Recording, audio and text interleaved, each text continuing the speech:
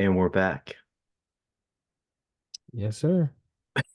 I like how you I like how you went just like that.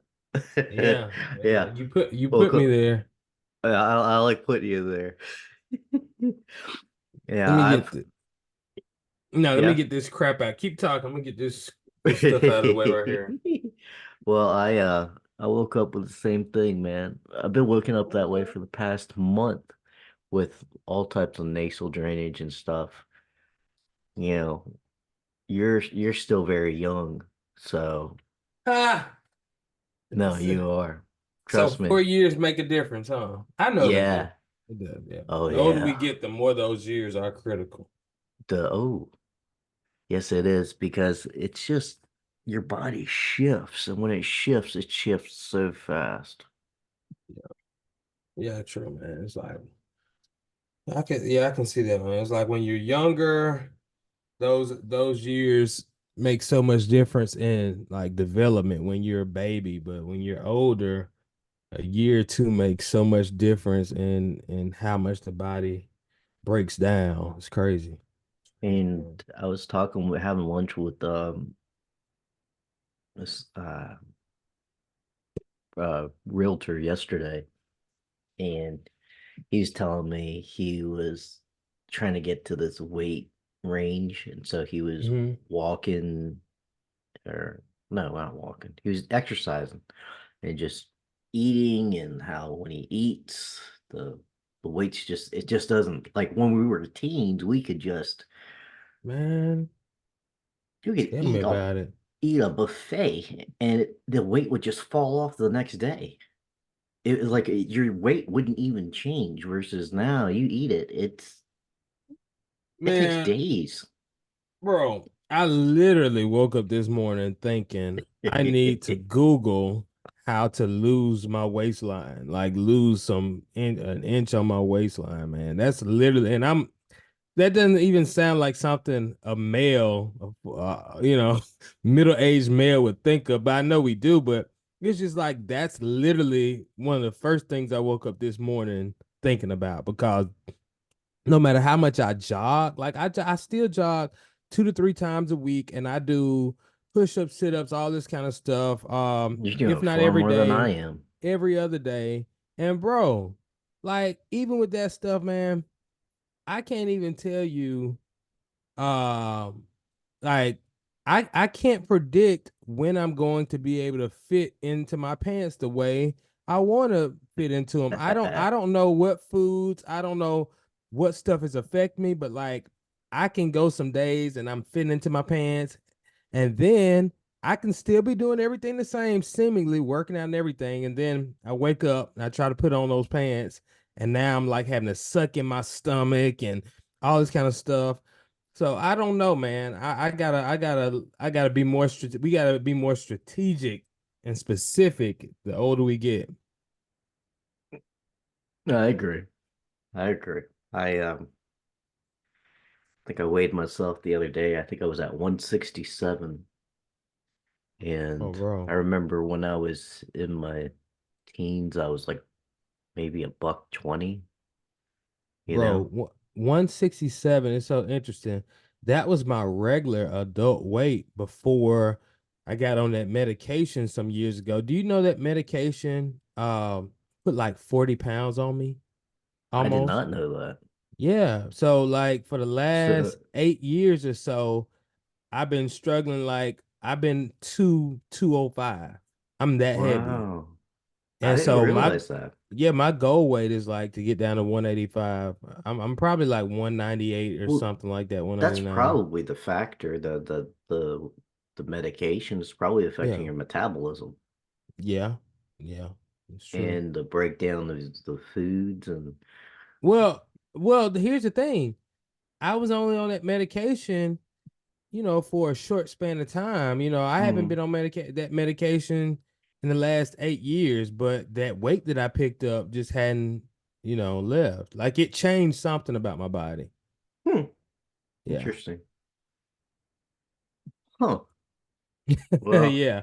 It gave me 40 pounds and just left me. Yeah, that's what it gave me. 40 It pounds. changed you. It changed me, all right. It Yeah. changed you. Uh, I tell you, um I remember when you first started out, kind of doing your own thing, and now that I'm not saying that I'm doing my own thing. It's nowhere near comparable, but I have a deep, deep, deep respect for people that are in sales, self-employed, anything where it's like it's on you. Uh, not because of just the production aspect of it, but it's and you may be able to relate to this, what I'm trying to say. It's at the end of the year, well, last year, I was very, very motivated, very, let's go get it. Rah, rah, rah. I can do this. Something happened in December to January where a switch flipped. I've Mm-hmm. been plagued by so much self-doubt and Mm. anxiety. And I don't know if it's because now I don't really have a set structure. Like when you're employed, getting a paycheck, you know what your routine is and you just do it, you know? Right. And whereas now it's not like that. I've got my own schedule and I can set it, and it just seems like there's a lot more chaos. And I don't know. It's just weird. Um Yeah. it's No, it's hard man. it's hard to explain to people. Yeah. Yeah, it can be because it's interesting, man. I think we all most of us, most sane human beings appreciate having that steady income, knowing where it's coming from. But yeah, with entrepreneurship, with kind of having to generate that income, we have to be so creative, and there's so many other facets. And I think folks that have been doing it for a long time, sometimes what I think about is I think of uh I don't know, businesses that have been around, they've had their ups and downs. We think of COVID, we Absolutely. think of, you know, Yeah. you just know. And sometimes, when you know people that run businesses, you can look at them and kind of tell, or you might go in their business and you'd be like, okay, yeah, this is a little slow time. I wonder what they're doing. But they've over time, I think they've come up with just creative ways to be able to sustain, whether it's borrowing for a time, whether it's funds they've put aside, etc. And so one of the things it makes me think of is about 7 8 years ago. I remember when I was kind of starting to do some things on my own, so to speak. I remember there were all these companies that would reach out to me asking about, business capital, if I needed business capital, and all they required was like 6 months evidence of me generating steady income. And that really kind Yeah. of got my brain going and about, how small business and just independent business people are able to survive. Hmm. Really, when we think about it, and we've talked about this before, but it's about that cash flow. It's just about, can we do enough to of course, put food on the table, but still, can we do enough to get what we need to access the capital when we need it? And then while we're accessing that capital, now can we make the necessary modifications in time to begin to make the profit that we need to sustain and grow? And it's Yeah. kind of like, I guess you can almost relate that to, in a small way, to personal credit. Like, okay, Hmm. because I'm paying my bills and I'm doing this, and maybe I'm being more strategic, I know how to build my credit, so if I needed something, I could access it, but I don't want to do that all the time. But I need to be able to do it if I need it. But now let me work on better saving and making some Right. more money so I don't have to do this, or I can use, your prize methodology of borrowing from myself.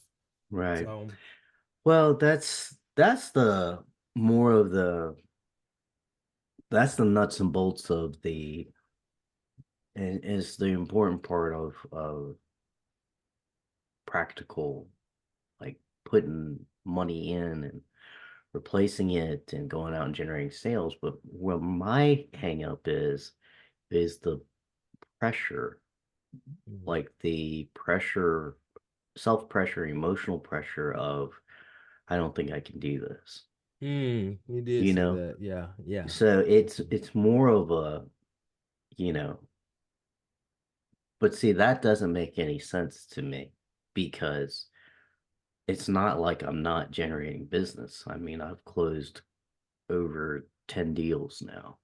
And Wow. You picked up. You picked up, man. It's yeah, picked up for you. I mean, it's not over 10 deals as in like 20 deals. It's like just over 10 deals, okay? But I remember when you were, trying to close that first deal. That wasn't so far long ago.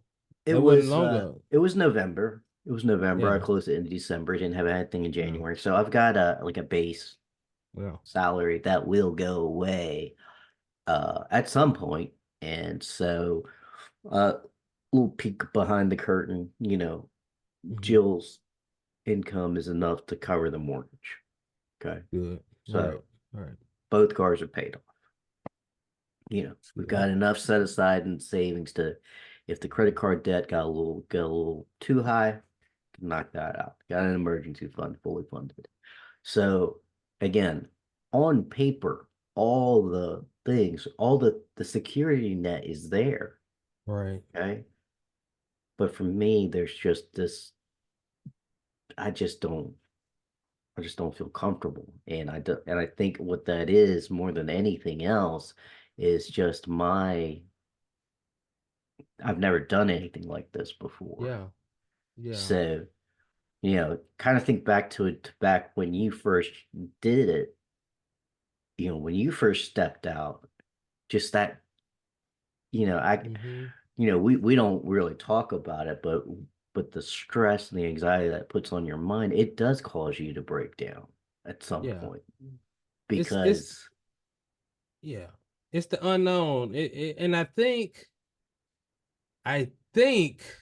one of the I'm glad you just really reiterated what how you started this, because yeah, I can definitely see that, and I believe I can relate to it in some form, because I think oh well, let me ask you this question too. I think this will help some people.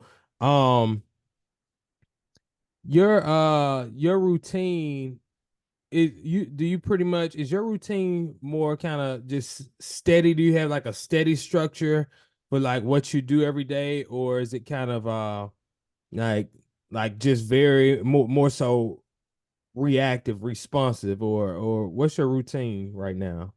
well, my routine right now, and this is why it concerns me. Mhm. So usually, typically, with my routine, and this is just daily life. This is I'm just taking work out of the equation. Okay. Mhm.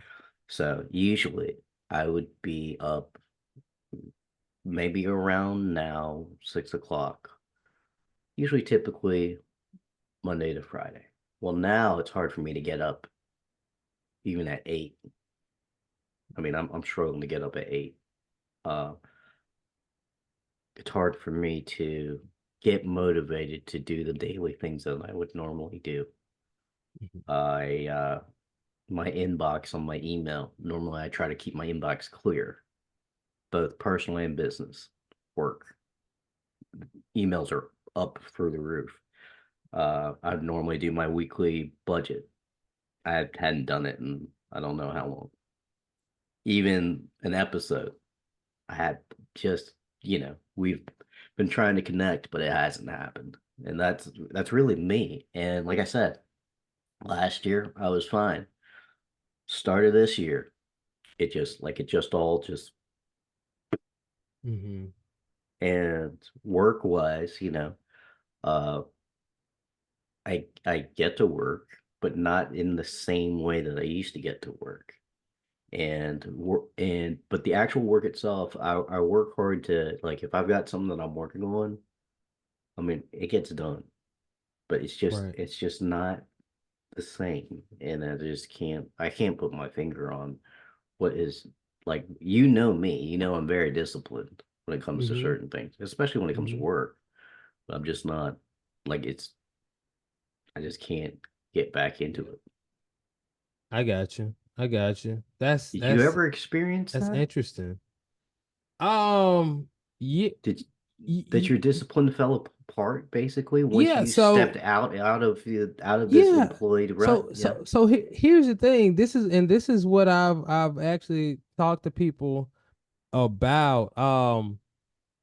So it's funny when I think of like the typical 9 to 5 job that a lot of individuals go to, I think of the structure of it. And I know a lot of individuals, you know, say for instance, they may say, "Yeah, I'm gonna start my own business." Well, Good luck. my first question to them would be, "Okay, what would your day look like?" Because now, there's levels of complexity because now you've got to work backwards because it's like, okay, what does the product or the outcome need to be? Of course, part of it has to be generating income, but now how? And so when you think about how, you've got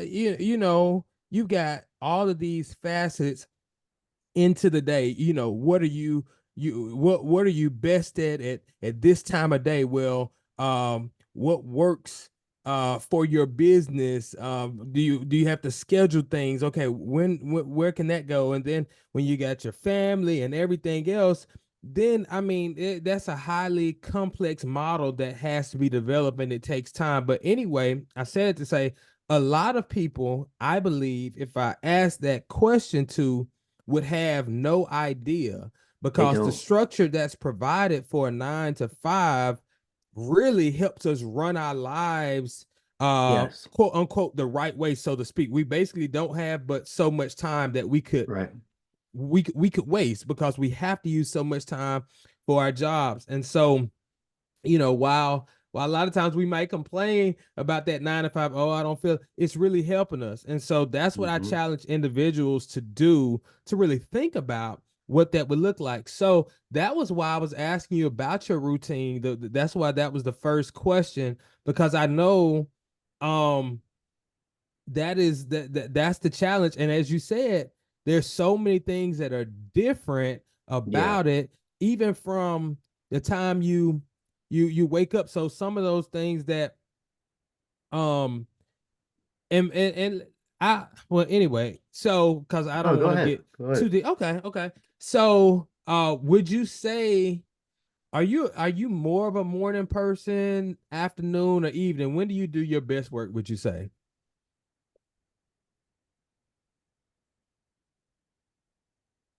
And I know this is going to sound really stupid when I say this. I don't know. I Okay. really don't know. I So mean, so I would say that because my routine's so broken up now, I Mhm. mean, I can just tell you that in my day that it's, morning, I got to get up, I got to get Evie to daycare, I go into the office, and if it's a day that I pick her up, I pick her up when I come home. And that's usually about 4:45. But in between, maybe during the day, but it's not. I wouldn't say it's very. It's what I have to do. It's not necessarily. Now, if I was back into a structure,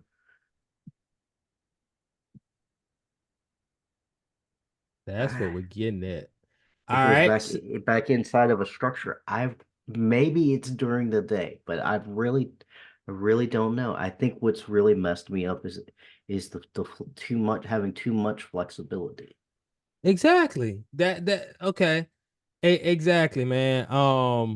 So what ends up needing to happen with that is this is kind of that process of backing up and looking at what you want the product to be and kind of having to backtrack and say, okay, well, this needs to go here, this needs to go there. So while you are, like you said, you're a disciplined worker, you're getting your task done. The thing that's gonna help now is, it's gotta the framework of the it's almost like you're doing the right things, but when we're talking about focus, balance, and productivity, it's about the amount of things and where they go. So Yeah. now it's about kind of backtracking, coming back and getting in front of you. What are the things I need to do? Where would I be most effective? Not only with my job, but to put the structure in my life to give me that balance, to give me the emotional, just the emotional balance, everything that I want and need in my life. And so with that, when you backtrack and you look at your day, you're also incorporating where the exercise goes in, even if it's just something moderate, a walk in between here and there. Okay, these are the days I'm gonna do that. This is I'm actually gonna wake up at this time so I can do this before. Anyway, basically what you had before, now you're having to come back and put that in place, that same structure that you might have had with the 9 to 5. You're having to come back and put that into place, but to produce the product you want now. But the great thing is you've got the formula in terms of work for what needs to be there, but now you got to put everything else in too to Hmm. create the balanced day. Is that That's well, refresh, refocus, rebuild. Is that what you're gonna ask me? well, That's part of is it. that it? Well, two things. Do you think you would have been able to handle it if you weren't in a relationship with somebody? Like if it was just you single on your own having to do this, would you have been able to handle it? I don't think I would have been able to handle this if I was single. uh, From a personal standpoint, I well, don't think like because Jill's been very supportive of me, just trying to because she knows that there's just something that's not right. Like I'm off. yeah. She knows that I'm off. I don't think I would have been able to do this if I was alone. Maybe. Uh, you say you mean make the transition or just Yeah. like deal with the challenges right now, just in general, like Both, kind of both. Yeah, both. yeah. Both. So I think it kind of Because depends. Like yeah, yeah, I think some people are just crazy. You hmm know? They just they don't know what they don't know. And so they can. And I don't like for me, it's where I sometimes get bogged down as I start fortune telling. I start looking into the crystal ball. I start thinking like, oh, okay, well, Evie's going to be starting school like in August, and then Bishop he's gonna have to start going into daycare, and then I start thinking about well, 10 years from now they're going to be like in their teens, and they're going to be in their 20s, and I'm just you know I start yeah, thinking about these things, and I know that I don't need to bite off so much into the future because I don't know what the future holds. I need to just stay here in the present. And my dad was good at staying in the present, but he never prepared. He didn't really prepare for the future. So yeah. you got to keep balancing the two. You gotta keep the balance. You gotta keep the balance.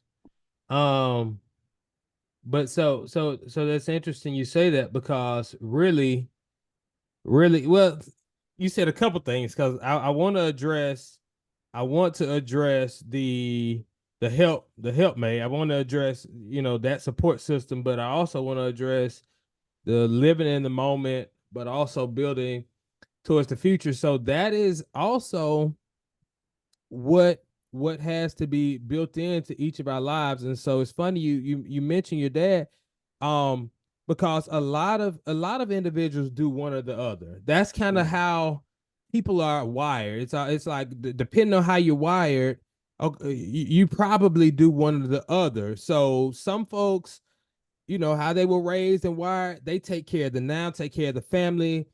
They're not setting any big goals and things like that. Then you got the other folks based on how they were wired and how they were raised. They're so goal oriented. You know, you see these people out there, especially on TV, on these reality shows. You know, I've done all this, I've accomplished this. Now I'm ready to settle down and find somebody, you know, those people. Yeah, But whether you're on one or the other side of the spectrum, what's important is that you recognize where you are and you realize I need to be somewhere in the middle. So if I'm the goal person, well, let me take care of let me make sure I'm living now, enjoying life, having a balance now. If I'm yeah, that person, let me make yeah, sure I'm doing this as well. And so that's got to be a part of the plan, man. yeah, And that also gives balance because one thing that setting goals does is it does give a sense of fulfillment. So that person that goes to work daily and is doing the necessary tasks, they also need to be doing something for themselves, setting some having some kind of goal, even if it's 15 minutes a day that they're working towards. That's just right, yeah, that's necessary for right, the wholeness of ourselves. yeah. And so, having a helpmate, someone that is really, there's nobody that's going to know you better than your spouse. Right. Even if your parents know you, they don't know you at the level that your spouse does. Right.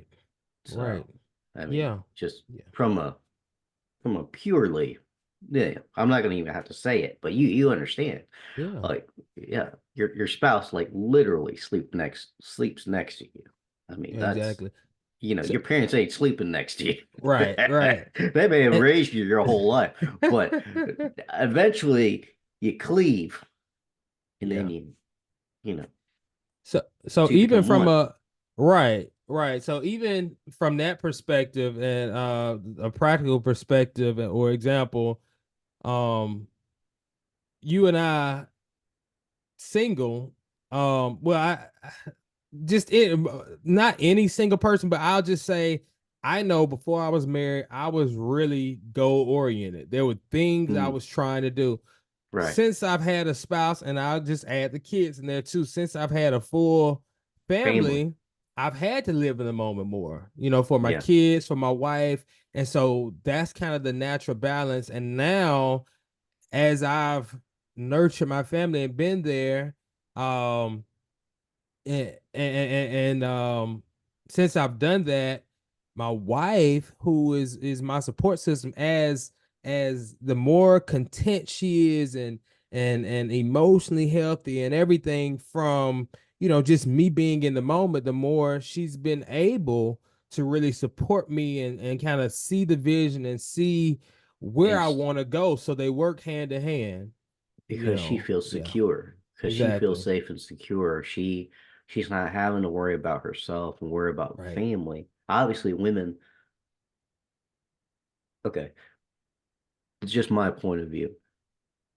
I think women, when they feel safe and secure, they're a little more open to take a little bit more risk. Yes, I And to agree. me, that's, you know, people probably hearing that statement, it's like, well, yeah, that's obvious. It's like you don't understand how when you live with it, Yeah, yeah. how different it is. Once Hmm. when a when your spouse, again, just using the term spouse, is the has the female characteristics, okay, when they feel safe and secure, they will be more willing to take more risk. So, Right. again, she's been very supportive of me. And she says, don't worry, you've got this. I know you can do this. And, you know, like inherently in my mind, I know I can do it. But it's like, again, it's just this weird, I just, I don't feel like I can do it. Yeah. But I just get up and I do it. You know, I do the things that I'm supposed to do to kind of generate more business. Hmm. And like I can get in front of anybody, talk to anybody. It doesn't bother me. It used to bother me because I am shy. I am an introvert. But I can sit down, have coffee, tell you about what I do, and then follow up to check in on you. Because Right. I was explaining to her, I'm trying to get when I meet somebody, I'm trying to get from their professional side to their personal side because the professional side is supporting their personal side. I'm trying to Mm-hmm. get to that gap. If I can bridge that gap to where they know that they can actually have a genuine relationship with me, like a genuine, like, yeah, I want to help you close this deal. That's obviously, if I help you close this deal, it helps me. But it's not Right. about that. It's about why you're doing this. And I know why Right. you're doing that because you either want to put food on the table or you really love it or a combination of both. And, you know, I'm good at what I do. I have a great support team. So, and see, inherently I know that, but it's pulling that out and putting that into consistent practice. And like again, it's been an ebb and flow emotionally for me. Yeah. I've So, never been through this. and it's interesting because it sounds like and this is gonna sound obvious too, but I mean it's the natural part of it is the natural fear of failure. Like, okay, It is. the It is. and some of that, um I think it stems from past experiences that we've talked about, like even Mm-hmm. professionally, like past Mm-hmm. experiences. Yeah. um and you don't want whatever shadows or ghosts are left in the mind from that. You're avoiding, your subconscious is avoiding, is a wants to Yeah. avoid that, but that's no longer your reality. Like, you're No. so much, you're mature, secure James now. But that's, it's interesting because that's how trauma works. Yeah. That a lot of people probably, and that's probably, that probably can be diagnosed as like mild trauma, uh that's still affecting you in that regard. It affects your emotion. There's Mm-hmm. triggers that And affect your emotions. they people use the word PTSD, but it's you have to spell it out. It's post trauma syndrome. Mm-hmm. Well, the key word is out of the whole thing is trauma. Yep. That's the key Exactly. word. And so, Exactly. I we are haunted by our past in certain scenarios, especially if it's painful enough. And so what you're doing to get up and do it again, that's what this is very important. Like I'm proud of you, man. I'm proud of you to be able to, it didn't work that time, but I'm getting closer to that peace that I know once I get it, I've got it, and I'm gonna keep going. And when I've really found my thing, I'm all in behind it, and I can do this. And so we've got some mutual friends. I've got one friend right now. Her career is it's gosh, it's such a tragedy right now because she's lost job after job after job after job after job. And so she's got an interview this Monday for this job that she really wants. So I agreed in prayer. You're gonna get this job, you know. Even though I don't feel good, even though I am not the same version of myself that would normally say, "Hey, you got this, no problem." I'm not. I know I'm not. I'm still cheering other people on because that's what you should do. Mm-hmm. But I believe that, eventually it just takes time, but you're gonna find that thing. Just don't quit, and Right. you're gonna find that thing, and you're gonna be settled in it, and you're gonna be, the rest of your life gonna be fine. You know, I want to touch on the point you just made about finding that thing, and I appreciate you. saying that about me sticking with it. I was actually thinking when you first started, I said, "How'd you just switch this over about me that fast?" We were just talking about you, but it was after you kept talking, I was like, "Okay, it's a good little segue here." But it's interesting because one of the things that I've been realizing and settling into recently is exactly, that reality that we can say God's timing, but it's a powerful thing when we really realize, okay, when that light bulb goes off, like this is what God's timing feels like. Because naturally, as human The beings, feeling of it, yeah, yes. the feeling of it, because as human beings, and as believers, we're trying to be good stewards, and we don't have, God will give us a vision, and we don't necessarily know what season it's for, and so we can, be seeking that direction, and seeking that direction, we may be taking steps or doing whatever we feel like is needed, but we don't know when um done will break and will actually be there. And so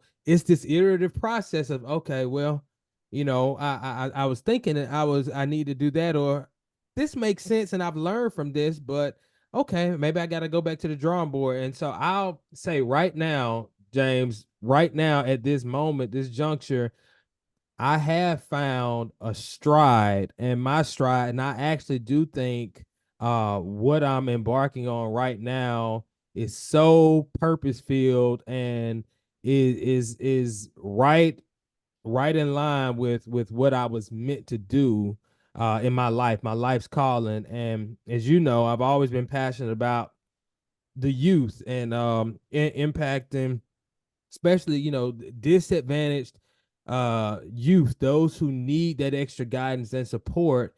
And so I formed my wife and I formed our nonprofit a few years ago, but it had kind of been laying to the side because I was working on other enterprises, the MC Life, Refresh, Refocus, Rebuild.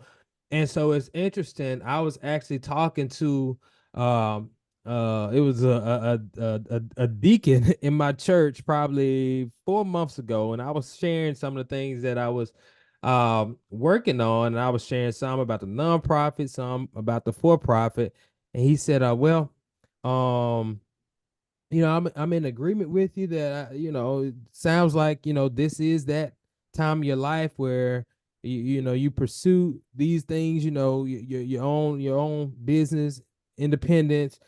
And he said, but I'm pretty sure you're gonna have to cut one of those things out, something out, or whatever. And he got me to thinking. And so I came home that day or next couple of days, and I was talking to my wife, and I said, I Was think we're that gonna have last to. month? No, it was still like it was probably it was still about 4 months ago. So it was Four or months three ago. months Okay. ago. Yeah, it was still a little while ago. And so I think me and my wife, we were on the car ride. We were riding somewhere, and I said, we got to cut something out. And I said, I think what we're gonna have to cut out is this nonprofit. We're gonna have to put that on the back burner because that was one we had talked about quite a bit, had some ideas, but at this juncture, with my wife, still finishing up her doctorate, I Doctorate. had always thought that, she would kind of head that up. So I said, that's the thing we need to put on the back burner. Well, anyway, so I go on, focus on refresh, refocus, review, as you know, the last few months. And about a month ago, as you know, my high school is about to close. And so I had Yeah. already kind of made up in my mind and heart, even Yeah. coming into this school year, that this was gonna be my big transition To into, refresh. yeah, exactly, full-time Hmm. work, outside the classroom. And so but a month ago, I really felt like the Lord began to speak to me and said, if you're talking about steady full-time income like you need to get back and focus on this nonprofit. And so I'm like, wait a minute. I was thinking the nonprofit was the thing that I had to put to the side. So I've been focused on this other stuff. And when the Lord told me that, I made a shift. And since I've made that shift, man, I've had so much peace, so much clarity, and get this, so much support from various entities. And I've always heard people say, you know, um, when it's his time, he gonna send you everybody you need. And now I'm really seeing it. James, even my pastor, he went and he prayed about it and he agreed to be on the board. And so he has had boards for, the church, things like that. So he's very versed in the importance of having a strong board. And so for my pastor to see the vision and say, I want to be in support of this, and it's in line with my vision. This is what he was saying to me. All of those things are just testaments to God's time. And so right now, I'm focused on the nonprofit, but here's the cool thing. Refresh, Refocus, Rebuild, the MC Life, all of those are alive and well. They're actually supporting the nonprofit. So it's kind of like in the reverse now. Like I was thinking the nonprofit was kind of the secondary thing, and well, it was gonna be, but now the nonprofit is at the front, and Refresh and the MC Life have not lost any steam because they actually are helping to support the nonprofit. It's basically like a chair and with two legs. Yeah, Yeah. yeah. Yeah. So Like, with the uh, think about two, a base, two, two legs, two, two. Oh, okay. support it. Yeah. I know. I was just getting thrown off at the two legs instead of four. Well, I was. That's yeah. all. This is Yeah, I the get you big, the though. big, The big bulky the big legs. leg. I got you. I The got you. bulky It, legs. You've seen a it chair took with a two minute. legs. Yeah. It just took a minute. So, so the nonprofit, now, correct me if I'm wrong, it's put student motivation first. Yes, correct. Gotcha. So that is focused on basically helping motivate students in the, is it, I'm pretty sure it's not just, but just correct me. Mm-hmm. It's helping students in the classroom, but not just the classroom, but beyond the classroom. Yeah, exactly. It's college and career uh readiness for middle and high school students. So in essence, the motivation part is helping make knowledge relevant for them. So the Mm, things that I know will intrinsically motivate students, which is things like clarity of their interests. We try to hold students to such a standard in high school for doing the work without many times, especially with these disadvantaged youth, where the realities outside the classroom are stark contrast to what it's like inside a school building. um we've got to make sure we help them clarify where they want to go and enable them to build a plan before we can hold them to any kind of standard. But we do it in reverse. We're holding them to a standard, then we're yeah, ridiculing them for not meeting that standard, but we haven't done the first step, which is help them clarify their interest and build a plan. So yeah, we focus and put student motivation first. We're focused on, the mentorship side and developing the holistic student by helping them get the clarity, develop a plan, walk them, through that plan, and on the way, also help them with the college and career readiness, help them with ACT prep, help them understand um, what they need to do to be prepared for the workforce. So one of the things that we're going to be doing, um, I go ahead. It's called the STEM Accelerator. So we're recruiting, these students that come through our program at some point. We've identified or we work with to get them to a certain level of proficiency with understanding math, science, critical thinking. We want to get them internships while they're in high school, so that they're prepared to work after high school, go into yeah. college, but they have whatever option and they have those skills that the industries are looking for right now. Right. And for the most part, from your experience, do you feel like the youth are thinking about, because for us growing up, really the only thing that I thought about was get my education, If I wasn't going to get, and after my high school education, I was like first, completing high school. Next piece was either go to college or go into the military. Okay. So it's either continue my education so that I could, you know, get a career after that, or go straight into my career, which is like military. Does the youth still think like that? Do they So, still want to think like that? well, here's the thing. Yes, yes, and no. Here's my yes. They still think like that because that's embedded in the institution of education, Right. for, you know, youth matriculating through school. That's what's you know, embedded in their brains. But uh here's the thing. So they'll express that, but what's lacking is any substance for how they'll get there. So that's where it's Right. lacking even more. So whereas you and I, we might have thought about that, and we may not have had a great plan, but we could see in all practicality how we could get there. Like we had at Right. least something concrete like that made sense, even though we might not have been as much there as the person next to us. But a lot of our students, they'll say it, they'll go through the motions and say, yeah, I'm doing the military later or whatever.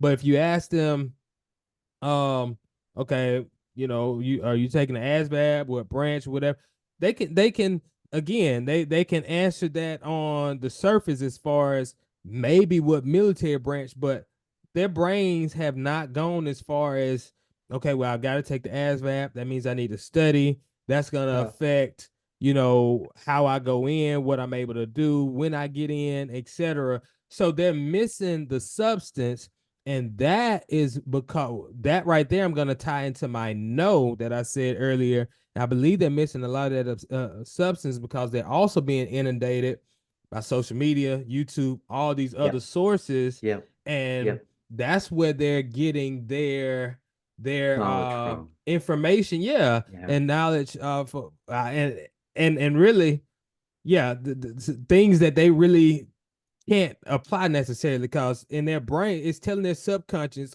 I'm gonna be okay, I know what to do, I'll just be an influencer, or Yeah. somebody, Yeah. they went to the military so I can go to the military. So it's kind of been a double-edged sword because Right. they feel like that. It's kind of the opposite of us. Like we may have had some fear, uncertainty because we couldn't see the plan in place. For them, it's almost like they're inundated with so much information. They feel they can get there, so they don't have that natural in fear, that fear that really should be there. But because of that, they don't plan as well, so to speak. Well, also too, I think this is because your basic needs are taken care of. Now, your basic needs are food, shelter, clothing, maybe transportation, because you technically don't really need to go anywhere with technology. You could have it dropped to you. But, Right. we don't live in a third world country. We don't live like in India, so when you're, you know, needing food and stuff, your brain goes into survival mode, and you do whatever it takes. And I think ultimately it's the question of sitting somebody down and saying, okay, look, at the end of the day, how do you get that candy bar that's in the store that you like? I can take it. It's like, yeah, of course you can take it. Possibly go to jail, possibly.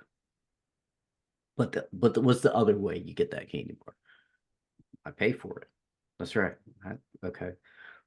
Well, how do you pay for it? Well, I get a paycheck, or I get a direct deposit, or somebody gives me cash. It's like, okay, great.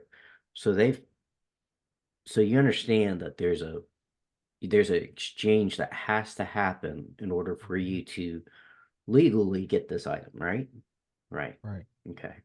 So what that often requires is either A, you doing something to get paid, which is a business in essence, or B, you getting paid by a boss that owns that business, right? Mhm. Right. What do you want to be? What do you want to be? What if you were to wake up tomorrow? What do you want to be? Well, my dad tells me that I need to study to be an engineer. Well, I understand that, but do you want to be an engineer? Does that really excite you?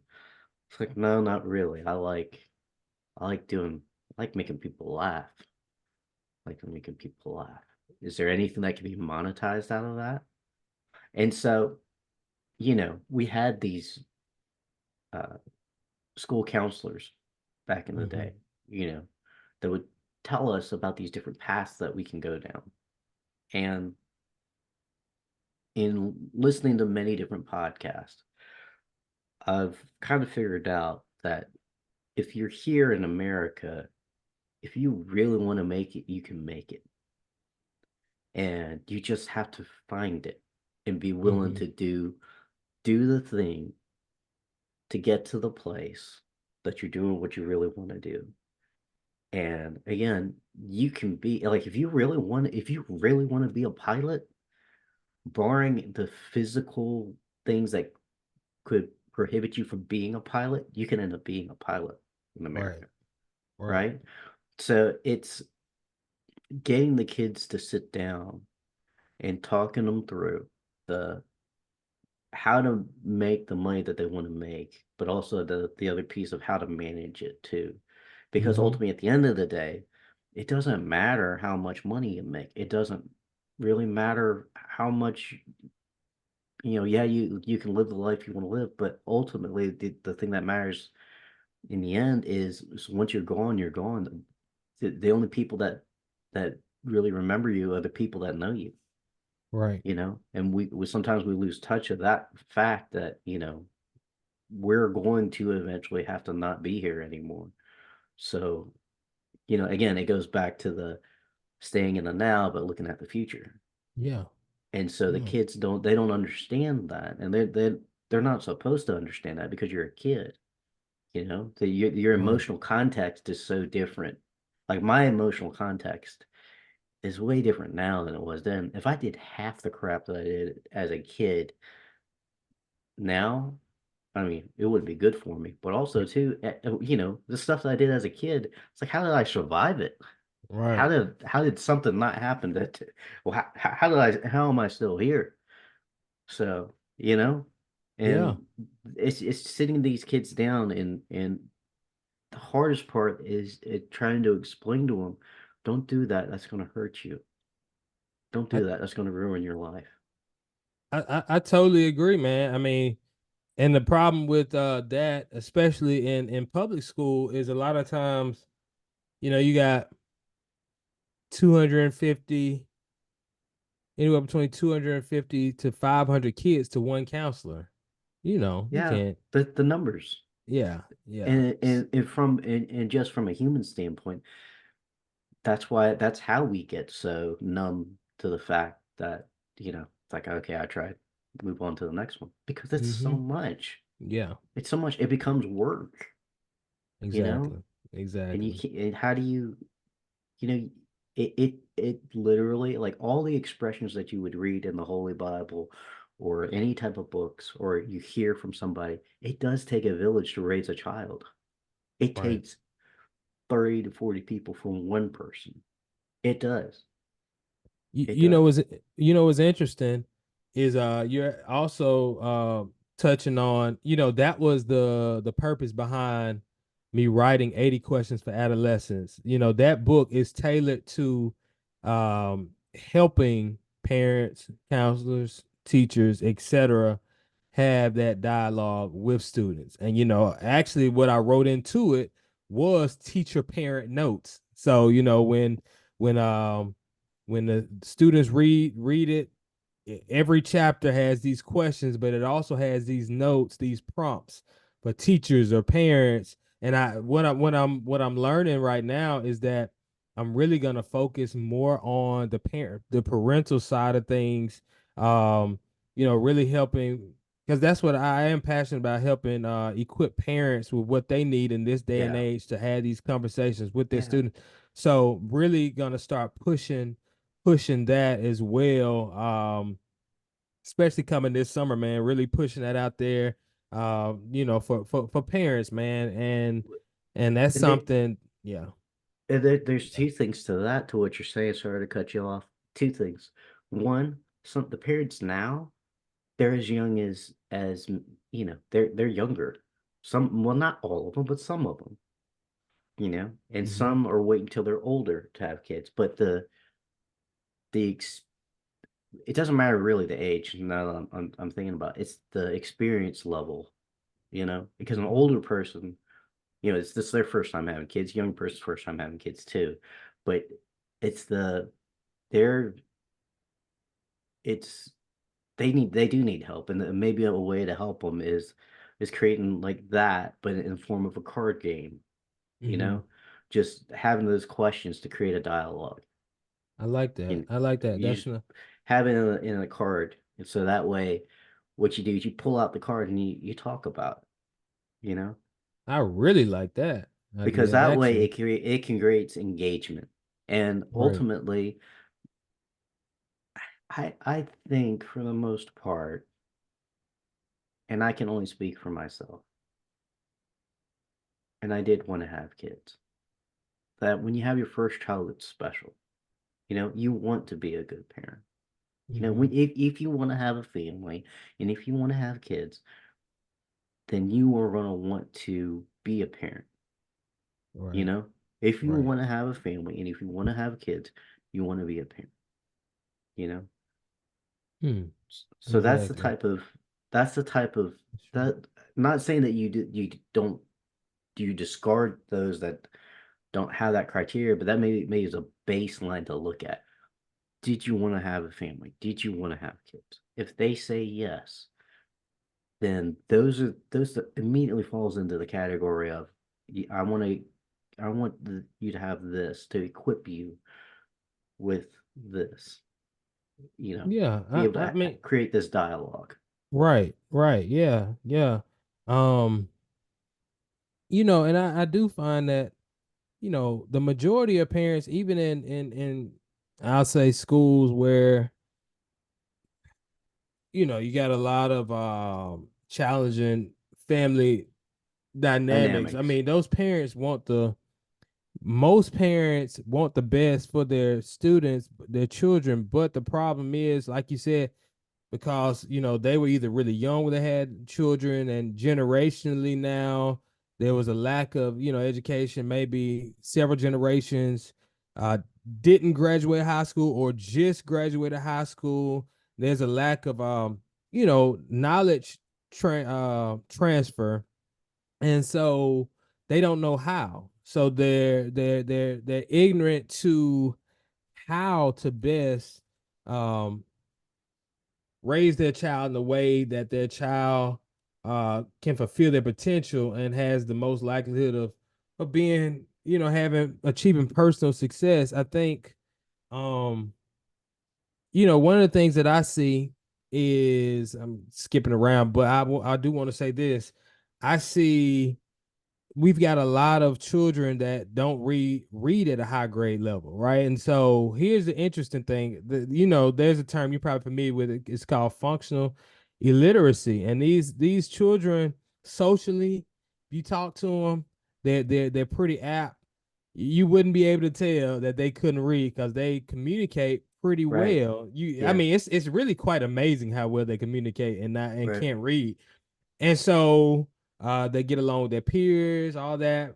Of course, and they avoid reading and things in the classroom, but they're so good at it, their peers don't even know.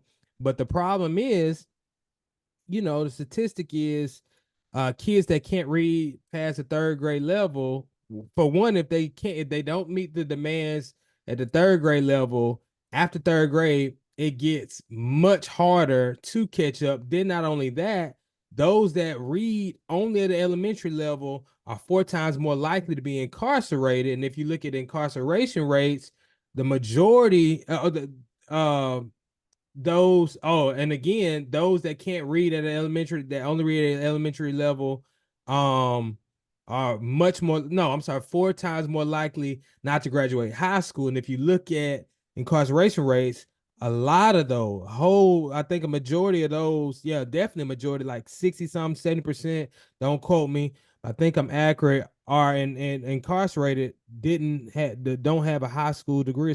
So I mean, the reading is so important, and a lot of our kids can't read, and it's because generationally, while we can say education is important, if you don't know how to apply that or teach your child to be educated, then we're gonna continue to have this problem. And so a lot of it is ignorance, and not a lack of desire or discipline. It kind of goes back to what we were talking about earlier, like even with work, like you know how to.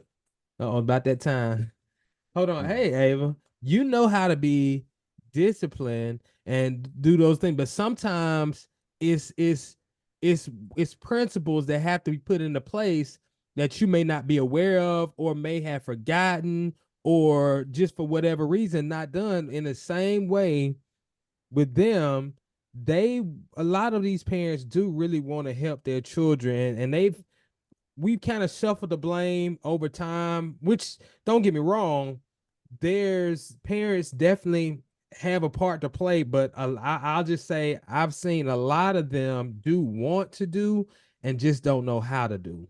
Right. And so what I was thinking about when it comes to kids, you have to kind of clearly explain to them what social media really is for. Yeah. And then and take this from me, I don't care if you did. Because I had three words that came to mind. The third word came last. It's for education, entertainment, engagement. Mm, That's it. That's all it's for. Just think of it. You had to explain to them that's what it's really for. That's what's just sucking up your time. If you're using it to educate yourself about something, you're using it to entertain yourself, or you're using it to engage with other people. That's what social media is really for once you break it down in a nutshell. right. Yeah, So we it can't be the source of all things, but also too, it's and the question came to my mind, well, why do we need to know how to read? Well, the reason why we need to know how to read is for one basic fact is if we don't know how to read for ourselves and comprehend what we're reading, then that right. means other people can take advantage of us through laws, Exactly. You through know, laws.